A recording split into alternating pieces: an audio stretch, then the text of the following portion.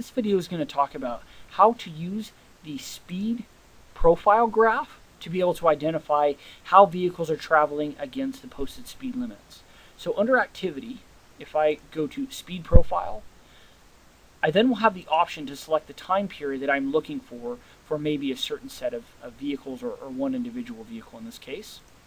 I'm going to go through and find the vehicle that I'm looking for to be able to go through and pull up on this chart. So I select my vehicle, I'm going to hit apply changes, and now I'm going to have a graph that's going to populate. Now in this case again, depending on how often the vehicles travel in that time period, the graph might become a little congested in this case. So what I actually want to do is zoom in or narrow down my time frame for this graph. So what I'm going to do is I'm going to take my little triangle handles here and scroll and move that over to maybe be just outside of the graph that I'm trying to narrow down on. I'm going to do the same thing on the right side. And maybe I don't really care about this data right in here, so I'm going to bypass it. And I'm going to come in a little bit closer. And that way I can really expand that portion of the graph. I'm getting there, but I'm not quite where I want to be. Maybe I want to focus just on the very right-hand side of the graph where there's a lot of data points going on in a very short amount of time.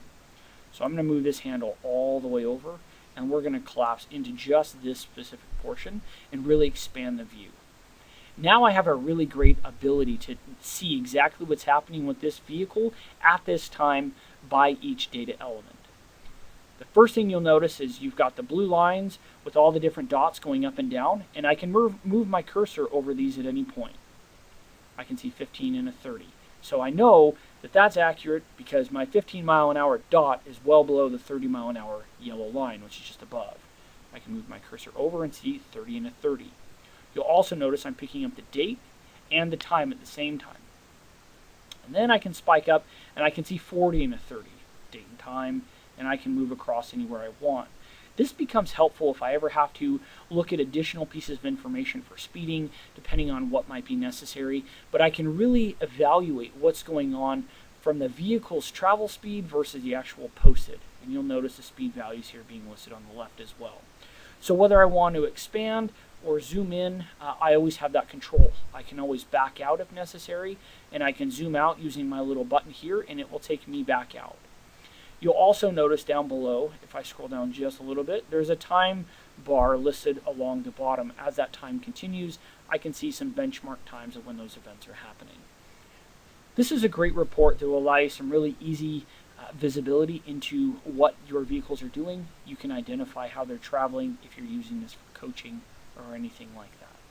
You also have the ability to go from there and view trip information and see exactly how the vehicle is traveling for any time period. So in this case, again, I'm picking for today. I have my vehicle, and now it's going to give me all the stops of where this vehicle is going if necessary. So it's also a really nice way to be able to move between the speed profile and the trip history.